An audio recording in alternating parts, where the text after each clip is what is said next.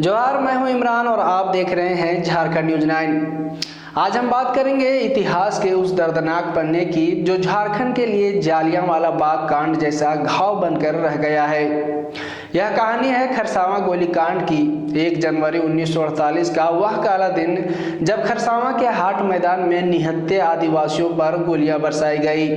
यह घटना झारखंड के संघर्ष और बलिदान की कहानी है जो आज भी हमें झकझोर कर रख देती है।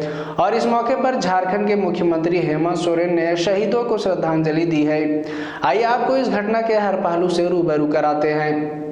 आज़ादी के बाद 1947 में देश राज्यों के पुनर्गठन के दौर से गुजर रहा था। इसी बीच खरसावां और सरायकेला रियासतों को उड़ीसा में विलय करने का समझौता हुआ, लेकिन कोल्हान क्षेत्र के हजारों आदिवासी इस विलय के खिलाफ थे।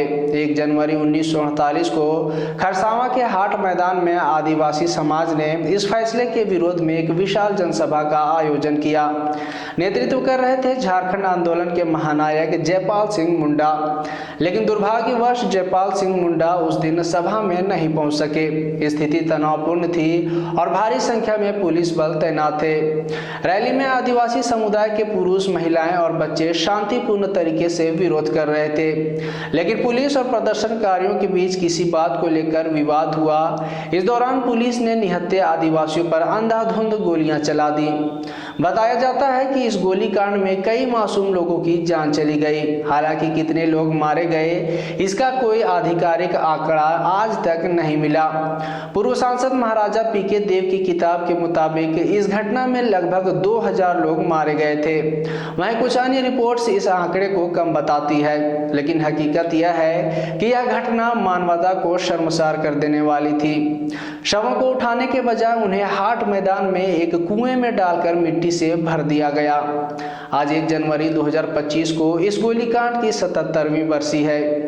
इस मौके पर झारखंड के मुख्यमंत्री हेमंत सोरेन खरसावां पहुंचे और शहीदों को श्रद्धांजलि दी।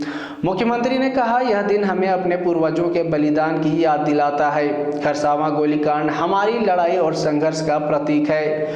हमें इस बलिदान को हमेशा याद रखना होगा और इसे झारखंड के विकास के संकल्प के रूप में देखना होगा। मुख्यमंत्री ने शहीदों के परिवारों के प्रति संवेदना प्रकट की और कहा कि सरकार इस दिन को हर साल शहीद दिवस के रूप में मनाती रहेगी।